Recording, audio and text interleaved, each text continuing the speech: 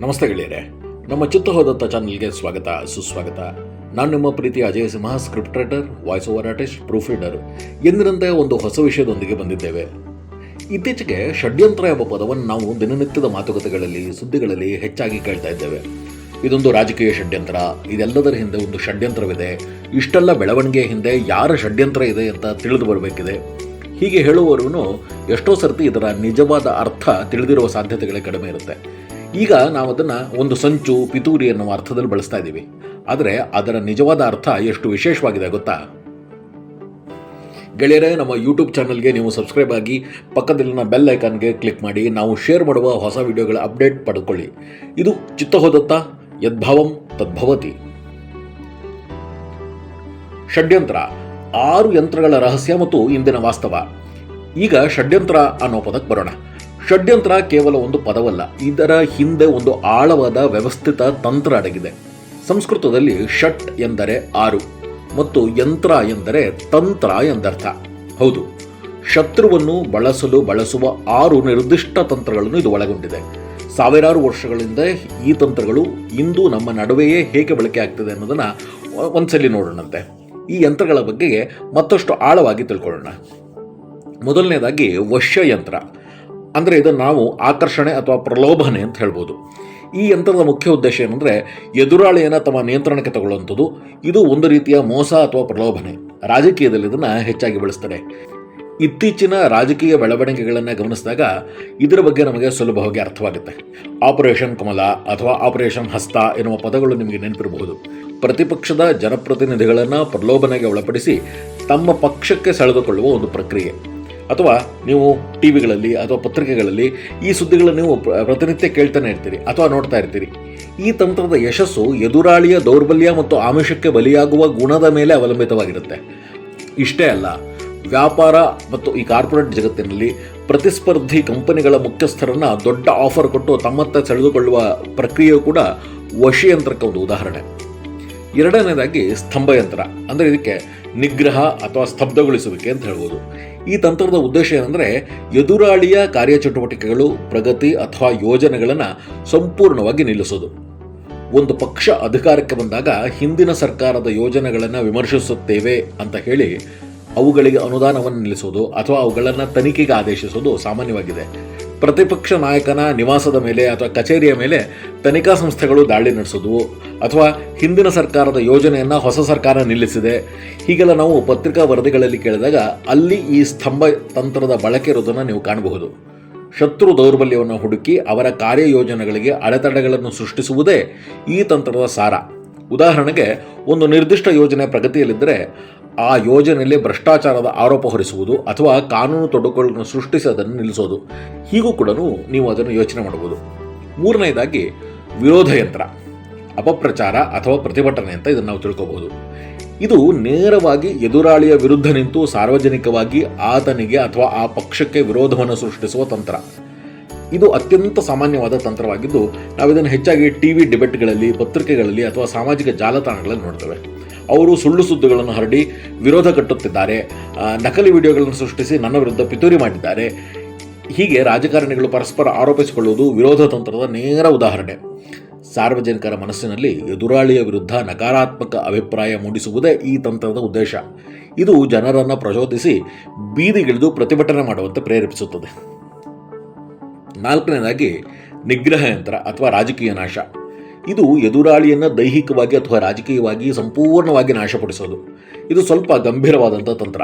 ನಾಯಕನೊಬ್ಬನ ರಾಜಕೀಯ ಜೀವನವನ್ನೇ ಮುಗಿಸಲು ಅವರ ವೈಯಕ್ತಿಕ ಜೀವನದ ಬಗ್ಗೆ ಸುಳ್ಳು ಸುದ್ದಿಗಳನ್ನು ಹರಡುವುದು, ಅವರ ವರ್ಚಸ್ಸನ್ನು ಹಾಳು ಮಾಡುವುದು ಅಥವಾ ಅವರನ್ನು ಭ್ರಷ್ಟ ಎಂದು ಸಾರ್ವಜನಿಕವಾಗಿ ನಿರಂತರವಾಗಿ ದೂಷಿಸುವುದು ಈ ಯಂತ್ರದ ಒಂದು ಭಾಗ.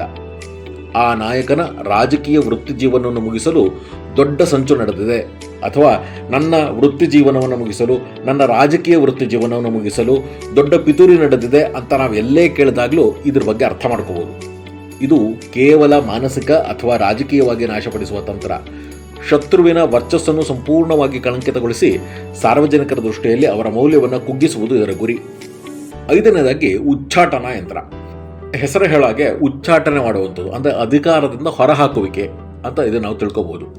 ಇದು ಶತ್ರುವನ್ನು ಅವರ ಪ್ರಭಾವಿ ಸ್ಥಾನದಿಂದ ಅಥವಾ ಪಕ್ಷದಿಂದ ಅಥವಾ ಅಧಿಕಾರದಿಂದ ಹೊರಕ್ಕೆ ಹಾಕುವುದು, ರಾಜಕೀಯದಲ್ಲಿ ಬಹುಮತ ಕಳೆದುಕೊಂಡ ಸರ್ಕಾರಗಳು ಬಿದ್ದು ಹೋಗುವುದು, ಪಕ್ಷದೊಳಗನೆ ನಡೆಯುವ ಅಸಮ್ಮತಿಗಳಿಂದಾಗಿ ಒಬ್ಬ ನಾಯಕನನ್ನು ಅವರ ಸ್ಥಾನದಿಂದ ಕೆಳಗಿಳಿಸುವುದು. ಈ ತಂತ್ರದ ನೇರ ಪರಿಣಾಮ ವಿಶ್ವಾಸಮತ ಕಳೆದುಕೊಂಡ ಸಮ್ಮಿಶ್ರ ಸರ್ಕಾರ ಅಥವಾ ಪಕ್ಷದೊಳಗೆ ನಡೆದಿರುವ ಭಿನ್ನಮತದಿಂದಾಗಿ ನಾಯಕನನ್ನು ಹೊರಹಾಕಲಾಗಿದೆ. ಹೀಗೆಲ್ಲ ಕೇಳಿದಾಗ ಉಚ್ಚಾಟನ ಯಂತ್ರದ ಪ್ರಭಾವವನ್ನು ನೀವು ಕಾಣಬಹುದು. ಇದು 4ನೇ ಯಂತ್ರದ ಮುಂದುವರೆದ ಭಾಗವಾಗಿದೆ. ಎದುರಾಳಿಯನ್ನು ಅಂತಿಮವಾಗಿ ಅವನ ಸ್ಥಾನದಿಂದ ಪದಚ್ಯುತಗೊಳಿಸುವುದಕ್ಕೆ, ಆದರೆ ನಿಗ್ರಹ ಯಂತ್ರದಲ್ಲಿ ಶತ್ರುವನ ವರ್ಚಸ್ಸನ್ನು ಕುಗ್ಗಿಸಿದ ನಂತರ ಉಚ್ಚಾಟನ ಯಂತ್ರದ ಮೂಲಕ ಅವನನ್ನು ಅಧಿಕಾರದಿಂದಲೇ ಹೊರಹಾಕಲಾಗುತ್ತೆ. 6ನೇದು ಅಂದರೆ ಕೊನೆಯದು ಷಟ್ ಯಂತ್ರಗಳಲ್ಲಿ 6ನೇದು ಷಷ್ಠ ಯಂತ್ರ ಯಾವುದು ಅಂದರೆ ಮೋಕ್ಷ ಯಂತ್ರ. ಇದಂದರೆ ಸ್ಥಿರತೆಯನ್ನು ಸಾಧಿಸಿಕೊಳ್ಳುವಂಥದ್ದು ಅಂತ. ಅಂದರೆ ಹೀಗೆಲ್ಲದನ್ನು ಮಾಡಿ 5 ರೀತಿಯ ಪ್ರಯೋಗಗಳನ್ನು ಮಾಡಿದ ನಂತರ ಎಲ್ಲ ವಿರೋಧಗಳನ್ನು ಹತ್ತಿಕ್ಕಿ ಆದ ನಂತರ ತಮ್ಮ ಅಧಿಕಾರವನ್ನು ಭದ್ರಪಡಿಸಿಕೊಂಡು ಸ್ಥಿರವಾದ ಆಡಳಿತವನ್ನು ಸ್ಥಾಪಿಸುವುದು. ಒಂದು ಪಕ್ಷ ಚುನಾವಣೆಯಲ್ಲಿ ನಿರ್ಣಾಯಕ ಗೆಲುವನ್ನು ಸಾಧಿಸಿದಾಗ ಅಥವಾ ಸರ್ಕಾರ ರಚಿಸಿದ ನಂತರ ಎಲ್ಲ ವಿರೋಧಗಳನ್ನು ನಿಯಂತ್ರಣಕ್ಕೆ ತೆಗೆದುಕೊಂಡು ಸುಸ್ಥಿರ ಆಡಳಿತವನ್ನು ನೀಡೋಕ್ಕೆ ಸಾಧ್ಯವಾದಾಗ ನಾವು ಇದನ್ನು ನೋಡ್ಬೋದು. ಹೊಸ ಸರ್ಕಾರವು ಜನರಿಗೆ ಸುಭದ್ರ ಆಡಳಿತವನ್ನು ನೀಡೋಕ್ಕೆ ಆರಂಭಿಸಿದೆ. ಹೀಗೆಲ್ಲ ನಾವು ಕೇಳಿದಾಗ ಹಿಂದಿನ ಎಲ್ಲ ಷಡ್ಯಂತ್ರದ ಹಂತಗಳು ಮುಗಿದು ಮೋಕ್ಷ ಯಂತ್ರದ ಫಲ ದೊರಕಿದೆ ಅಂತ ತಿಳ್ಕೊಬೋದು. ಇದೊಂದು ಅಂತಿಮ ಯಂತ್ರ. ಇಲ್ಲಿಯವರೆಗೆ ನಡೆದ ಎಲ್ಲ ತಂತ್ರಗಳ ಯಶಸ್ಸು ಈ ಹಂತದಲ್ಲಿ ಕಂಡುಬರುತ್ತದೆ. ಎದುರಾಳಿಗಳು ಇಲ್ಲದ ಅಥವಾ ನಿಷ್ಕ್ರಿಯಗೊಂಡ ನಂತರದ ಅಧಿಕಾರದಲ್ಲಿರುವವರು ಯಾವುದೇ ಅಡೆತಡೆಗಳಿಲ್ಲದೆ ಆಡಳಿತ ನಡೆಸಬಹುದು.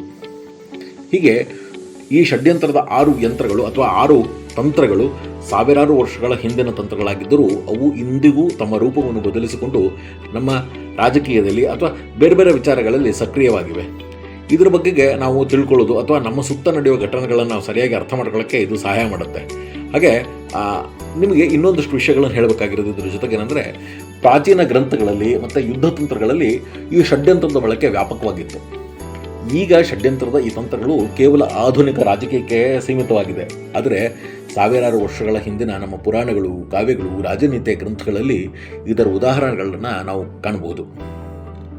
ನೋಡಿ, ರಾಮಾಯಣ ಅಥವಾ ಮಹಾಭಾರತದಲ್ಲಿ ಹೇಗೆ ಇದರ ಉದಾಹರಣೆಗಳಿರುತ್ತೆ ಅನ್ನೋಕ್ಕೆ, ಷಡ್ಯಂತ್ರದ ಎಲ್ಲ ರೂಪಗಳು ಇರುತ್ತೆ ಅನ್ನೋಕ್ಕಿಂತ ಹೆಚ್ಚಿಗೆ ಕೆಲವೊಂದು ಪ್ರಮುಖ ಘಟನೆಗಳು ನೋಡಿದಾಗ ಇದರಲ್ಲಿ ಈ ಯಂತ್ರ ಬಳಕೆ ಆಗಿತ್ತಲ್ವಾ ಅಂತ ನಮಗೆ ಅನಿಸುವಂಥದ್ದು ಇರುತ್ತೆ ಅಂತ. ರಾಮಾಯಣದಲ್ಲಿ ಇದಕ್ಕೊಂದು ಒಳ್ಳೆಯ ಉದಾಹರಣೆ ಇದೆ, ವಶ್ಯ ಯಂತ್ರಕ್ಕೆ.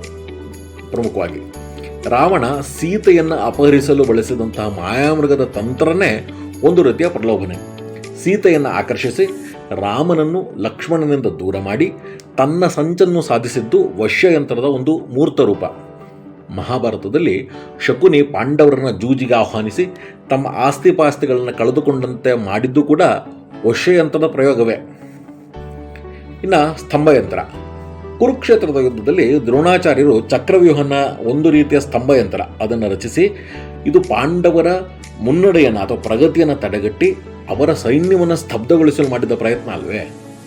ಅಭಿಮನ್ಯು ಇದನ್ನು ಭೇದಿಸಿದರೂ ಹೊರಬರುವ ಮಾರ್ಗ ತಿಳಿಯದೆ ಸಿಕ್ಕಾಕೊಂಡಿದ್ದು ಈ ತಂತ್ರದ ಮತ್ತೊಂದು ಪರಿಣಾಮ ಅದು. ಹಾಗೆ ವಿರೋಧ ಯಂತ್ರ ನೋಡಿ, ಕೌರವರಿಗೆ ದ್ರೌಪದಿಯ ವಸ್ತ್ರ ಸಂಚಯ ಅಂದರೆ ವಸ್ತ್ರಾಪಹರಣ ಅಂತ ಎಲ್ಲರೂ ಹೇಳ್ತಾರೆ, ಅದು ವಾಸ್ತವವಾಗಿ ವಸ್ತ್ರ ಸಂಚಯ. ಅದು ವಸ್ತ್ರ ಸಂಚಯಕ್ಕೆ ಕುಮ್ಮಕ್ಕು ನೀಡಿ ಅಥವಾ ವಸ್ತ್ರಾಪಹರಣಕ್ಕೆ ಕುಮ್ಮಕ್ಕು ನೀಡಿ ಪಾಂಡವರ ಮೇಲೆ ಅವಮಾನವನ್ನು ಉಂಟು ಮಾಡಿದ್ದು ವಿರೋಧ ಯಂತ್ರ ಅಲ್ವಾ. ಈ ಘಟನೆ ಕೌರವರ ವಿರುದ್ಧ ಜನರ ಮತ್ತು ಪಾಂಡವರ ನಿಷ್ಠಾವಂತರಲ್ಲಿ ತೀವ್ರ ವಿರೋಧವಾದ ಭಾವನೆಯನ್ನು ಮೂಡಿಸಲಿಲ್ವಾ. ಯುದ್ಧದ ಆರಂಭದಲ್ಲಿ ಶ್ರೀಕೃಷ್ಣನು ಅರ್ಜುನನಿಗೆ ಬೋಧಿಸಿದ ಭಗವದ್ಗೀತೆ ಒಂದು ರೀತಿಯಲ್ಲಿ ಧಾರ್ಮಿಕ ವಿರೋಧದ ಯಂತ್ರ. ಅಧರ್ಮದ ವಿರುದ್ಧ ಧರ್ಮದ ವಿರೋಧವನ್ನು ಸಾರುವ ಮೂಲಕ ಕೌರವರ ವಿರುದ್ಧ ಹೋರಾಡಲು ಅರ್ಜುನನ ಪ್ರೇರೇಪಣೆ ಕೊಟ್ಟಿದ್ದಲ್ವಾ. ಕೌರವರು ಲಕ್ಷಾಗೃಹವನ್ನು ನಿರ್ಮಿಸಿ ಪಾಂಡವರನ್ನ ಅದರಲ್ಲಿ ಸಾಯಿಸಕ್ಕೆ ಮಾಡಿದ್ದ ಪ್ರಯತ್ನನ ಮತ್ತು ಪಾಂಡವರು ತಮ್ಮ ವಿಜಯಕ್ಕಾಗಿ ಕೌರವರ ಪ್ರಮುಖ ಸೇನಾ ನಾಯಕರನ್ನು ನಾಶಪಡಿಸಿದ್ದು ನಿಗ್ರಹ ಯಂತ್ರದ ಒಂದು ಒಳ್ಳೆಯ ಉದಾಹರಣೆ ಅಲ್ವಾ. ಮಹಾಭಾರತದ ಯುದ್ಧವು ಸಂಪೂರ್ಣವಾಗಿ ನಿಗ್ರಹ ಯಂತ್ರದ ಒಂದು ದೊಡ್ಡ ಪ್ರದರ್ಶನವಾಗಿತ್ತು. ಅಲ್ಲಿ ಶತ್ರುಗಳನ್ನು ಸಂಪೂರ್ಣವಾಗಿ ನಿರ್ನಾಮ ಮಾಡೋದು ಅದರ ಪ್ರಮುಖ ಉದ್ದೇಶವಾಗಿತ್ತು. ಯುದ್ಧಗಳ ಬಗ್ಗೆ, ಯುದ್ಧ ತಂತ್ರಗಳ ಬಗ್ಗೆ, ಒಂದು ಆಡಳಿತವನ್ನು ಹೇಗೆ ನಡೆಸಬೇಕು ಅನ್ನೋದ್ರ ಬಗ್ಗೆ, ಇಡೀ ಒಂದು ಸಮಾಜ, ಇಡೀ ಒಂದು ಪ್ರದೇಶ ಅಥವಾ ಇಡೀ ಒಂದು ರಾಜ್ಯ, ಇಡೀ ಒಂದು ದೇಶ ಹೇಗೆ ಮುನ್ನಡೆಯಬೇಕು ಅಂತ ಹೇಳಿದ್ರಲ್ಲಿ ಅತ್ಯಂತ ಪ್ರಮುಖರಲ್ಲಿ ಒಬ್ಬ ಅಂದರೆ ಚಾಣಕ್ಯ. ಚಾಣಕ್ಯ ಕೂಡ ತನ್ನ ಅರ್ಥಶಾಸ್ತ್ರದಲ್ಲಿ ಈ ಷಡ್ಯಂತ್ರದ ಕುರಿತಾಗಿ ನೇರವಾಗಿ ಮಾತಾಡದೆ ಹೋದ್ರೂ ಅಲ್ಲೇ ಒಂದು 4 ಪ್ರಮುಖ ತಂತ್ರಗಳನ್ನು ಹೇಳ್ತಾನೆ. ಸಾಮ, ದಾನ, ಭೇದ, ದಂಡ. ಸಾಮದಾನ ನಾವು ಹೇಳ್ತೀವಿ ಅದನ್ನು, ಸಮಾಧಾನ, ಭೇದ, ದಂಡ. ಸಾಮ ಅಂದರೆ ಸಮಾಧಾನ, ದಾನ ಅಂದರೆ ಕೊಡುಗೆ, ಒಡಕು ಅಂದರೆ ಭೇದ, ಶಿಕ್ಷೆ ಅಂದರೆ ದಂಡ, ಇವೆಲ್ಲ ಈ ಷಡ್ಯಂತ್ರದ ಇನ್ನೊಂದು ರೂಪ ಅಂತ ಹೇಳ್ಬೋದು. ವಶ್ಯಯಂತ್ರ ಇಲ್ಲಿ ಸಾಮ ಅನ್ನೋದ್ರೆ ಸೌಮ್ಯವಾಗಿ ಹೇಳುವಂಥದ್ದು, ಸಮಾಧಾನವಾಗಿ ಹೇಳುವಂಥದ್ದು ಒಂದು ವಶ್ಯಯಂತ್ರದ ಒಂದು ರೂಪ ಅಲ್ವಾ. ಶಾಂತಿತ್ವ ಮಾತುಕತೆ ಮಾಡ್ತಾ ಆಕರ್ಷಕವಾದ ಆಮಿಷಗಳನ್ನು ಒಡ್ಡಿ ಶತ್ರುವನ್ನು ತಮ್ಮ ನಿಯಂತ್ರಣಕ್ಕೆ ತಗೊಳ್ಳುವಂಥದ್ದು. ದಾನ ತಂತ್ರದ ಮೂಲಕ ಶತ್ರುಗಳನ್ನು, ಮಿತ್ರರಾಷ್ಟ್ರಗಳನ್ನು, ಹಣ ಅಥವಾ ಸಂಪತ್ತಿನ ಆಮಿಷದಿಂದ ದೂರ ಮಾಡಿ ಸ್ತಂಭ ಯಂತ್ರದ ರೂಪದಲ್ಲಿ ಶತ್ರುಗಳಿಗೆ ಬೇರೆಯವರ ಬೆಂಬಲ ಸಿಗದಂತೆ ಮಾಡುವಂಥದ್ದು. ಭೇದ ತಂತ್ರವನ್ನು ಬಳಸಿಕೊಂಡು ವಿರೋಧ ಯಂತ್ರಕ್ಕೆ ಸರಿಸಮವಾಗಿರುವಂಥದ್ದು ಇದು. ಶತ್ರುವಿನ ಒಳಗಳನ್ನೇ ಭಿನ್ನಾಭಿಪ್ರಾಯಗಳನ್ನು ಸೃಷ್ಟಿಸಿ ಅವರನ್ನು ಒಡೆಯುವಂಥದ್ದು. ಇದೇ ರೀತಿ ರಾಜಕೀಯದಲ್ಲಿ ಆಂತರಿಕ ವಿರೋಧವನ್ನು ಹುಟ್ಟಾಕುವಂಥದ್ದು. ಇವೆಲ್ಲ ಬಹಳ ಪ್ರಮುಖವಾಗುತ್ತೆ ಅಂತ. ಹಾಗೆಯೇ ನಿಗ್ರಹ ಯಂತ್ರ ಅಥವಾ ಉಚ್ಚಾಟನಾ ಯಂತ್ರ, ಇದು ದಂಡತಂತ್ರ, ನಿಗ್ರಹ ಮತ್ತು ಉಚ್ಚಾಟನಾ ಯಂತ್ರಗಳಿಗೆ ನೇರವಾದ ಉದಾಹರಣೆ. ಇದರಲ್ಲಿ ಶತ್ರುವಿನ ಅಧಿಕಾರವನ್ನು ಸಂಪೂರ್ಣವಾಗಿ ನಾಶಪಡಿಸಿ ಅವನನ್ನು ಯುದ್ಧದಿಂದ ಅಥವಾ ರಾಜಕೀಯದಿಂದ ಹೊರಕ್ಕೆ ಹಾಕಲಾಗುತ್ತೆ. ಚಂದ್ರಗುಪ್ತ ಮೌರ್ಯನಿಗೆ ಸಾಮ್ರಾಜ್ಯವನ್ನು ಸ್ಥಾಪಿಸಲು ಚಾಣಕ್ಯ ಶತ್ರುಗಳ ವಿರುದ್ಧ ಈ ಎಲ್ಲ ತಂತ್ರಗಳನ್ನು ಪ್ರಯೋಗಿಸಿ ಸಂಪೂರ್ಣವಾಗಿ ಗೆಲುವು ಸಾಧಿಸಿದ್ದು ಇದಕ್ಕೊಂದು ಒಳ್ಳೆಯ ಉತ್ತಮ ನಿದರ್ಶನ. ಯುದ್ಧ ತಂತ್ರಗಳಲ್ಲಿ ಎಲ್ಲ ಶತ್ರುಗಳನ್ನು ಸೋಲಿಸಿದ ನಂತರ ರಾಜ್ಯವನ್ನು ಸ್ಥಿರವಾಗಿ ಉಳಿಸಿ ಶಾಂತಿಯುತವಾಗಿ ಆಡಳಿತ ನಡೆಸುವಂಥದ್ದೇ ಮೋಕ್ಷಯಂತ್ರದ ಗುರಿ.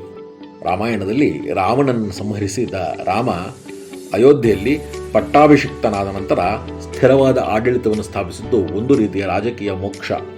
ಮಹಾಭಾರತದ ಯುದ್ಧದ ನಂತರ ಧರ್ಮರಾಜ ಕುರುಕ್ಷೇತ್ರದಲ್ಲಿ ಸುಸ್ಥಿರ ಸಾಮ್ರಾಜ್ಯವನ್ನು ಸ್ಥಾಪಿಸಿದ್ದು ಕೂಡ ಇದೇ ತಂತ್ರದ ಯಶಸ್ಸು. ನೋಡಿ, ಹೀಗೆ ಈ ಷಡ್ಯಂತ್ರ ಅಂದು ಕೇವಲ ಒಂದು ಪದವಾಗಿರದೇನೆ ಪ್ರಾಚೀನ ರಾಜರು, ರಾಜನೀತಿಜ್ಞರು ತಮ್ಮ ಆಡಳಿತವನ್ನು ಸ್ಥಾಪಿಸಿಕೊಳ್ಳಲು ಮತ್ತು ಅಥವಾ ಉಳಿಸ್ಕೊಳ್ಳೋಕ್ಕೆ ಬಳಸಿದಂತಹ ಒಂದು ಮಹತ್ವದ ತಂತ್ರವಾಗಿತ್ತು. ಇದ್ರ ಬಗ್ಗೆ ತಿಳ್ಕೊಳ್ಳೋದ್ರ ಮೂಲಕವಾಗಿ ನಮ್ಮ ಸಂಸ್ಕೃತಿ ಮತ್ತು ಅದರ ಆಳ, ರಾಜಕೀಯ ಸಂಕೀರ್ಣತೆ ಎಲ್ಲವನ್ನೂ ಅರ್ಥ ಮಾಡ್ಕೊಳ್ಳೋಕ್ಕೆ ಸಾಧ್ಯ ಆಗುತ್ತೆ ಅಂತ. ಹಾಗೆಯೇ ಸರ್ವೇ ಸಾಮಾನ್ಯವಾಗಿ ನಾವು ಬಳಸ್ಬಿಡ್ತೀವಿ ಷಡ್ಯಂತ್ರ ಅಂತ ತುಂಬ ಸಲ ಬೆಳೆಸ್ತಾ ಇರ್ತೀವಿ. ಷಡ್ಯಂತ್ರ ಅಂದರೆ ನಿಜವಾಗ್ಲೂ ಈ ಎಲ್ಲ 6 ಥರದ ತಂತ್ರಗಳು ಅಥವಾ ಯಂತ್ರಗಳು ಇವೆಲ್ಲ ಬಳಕೆ ಆಗಿದೆಯಾ ಅಂದರೆ ಇಲ್ಲ. ನಾನು ಈ ವಿಡಿಯೋದ ಆರಂಭದಲ್ಲೇ ಹೇಳಿದಾಗೆ ಈಗ ನಾವು ಅದನ್ನು ಸಾಮಾನ್ಯ ಅರ್ಥ ಮಾಡಿಬಿಟ್ಟಿದ್ವಿ, ಚರ್ವಿತ ಚರ್ವಣ ಅಥವಾ ಕ್ಲೀಶೆ ಮಾಡಿದ್ದೀವಿ. ಹೇಗೆ ಕ್ಲೀಶೆ ಅಂದರೆ ಪಿತೂರಿ ಅಥವಾ ಸಂಚು, ಮೋಸ, ಒಳಸಂಚು, ಇದಕ್ಕೂ ಕೂಡ ಷಡ್ಯಂತ್ರ ಅಂತ ಬಳಸುವಂತಹ ವಿಚಾರಗಳು ಈಗ ಆರಂಭ ಆಗಿದೆ. ವಾಸ್ತವವಾಗಿ ಷಡ್ಯಂತ್ರ ಅಂದರೆ ಈ 6 ತಂತ್ರಗಳು, ಯುದ್ಧ ತಂತ್ರಗಳು ಅಥವಾ ಶತ್ರುವನ್ನು ಮಣಿಸಕ್ಕೆ ಬೇಕಾಗಿರುವಂಥ ತಂತ್ರಗಳನ್ನು ಒಳಗೊಂಡಿರುವಂಥದ್ದು ಷಡ್ಯಂತ್ರ, 6 ಯಂತ್ರಗಳು ಅಂತ ಕರೆಸ್ಕೊಳ್ಳುತ್ತೆ. ಓಕೆ ಗೆಳೆಯರೆ, ಇವತ್ತಿನ ಈ ವಿಷಯ ನಿಮಗೆ ಇಷ್ಟ ಆಗಿದ್ದರೆ ಮತ್ತಷ್ಟು ಹೊಸ ವಿಷಯಗಳಿಗಾಗಿ ನಮ್ಮ ಚಾನಲ್ ಜೊತೆಗಿರಿ. ನಮ್ಮ ಚಾನಲ್ಗೆ ಸಬ್ಸ್ಕ್ರೈಬ್ ಮಾಡಿ, ಪಕ್ಕದಲ್ಲಿರೋ ಬೆಲ್ಲೈಕನ್ ಕ್ಲಿಕ್ ಮಾಡಿ. ಹಾಗೆ ಈ ವಿಡಿಯೋ ನಿಮಗೆ ಇಷ್ಟ ಆಗಿದ್ದರೆ ಒಂದು ಲೈಕ್ ಕೊಡಿ ಅಂತ ಹೇಳ್ತಾ ಟಾಟಾ ಬೈ ಬೈ, ಸಯ್ಯು, ಮತ್ತೆ ಸಿಗೋಣ. ಮತ್ತೆ ನೆಕ್ಸ್ಟ್ ವಿಡಿಯೋದಲ್ಲಿ ಮತ್ತೊಂದಷ್ಟು ಹೊಸ ವಿಚಾರಗಳೊಂದಿಗೆ, ಮತ್ತೊಂದಷ್ಟು ಹೊಸ ವಿಡಿಯೋದೊಂದಿಗೆ ನಾವು ಬರ್ತೀವಿ.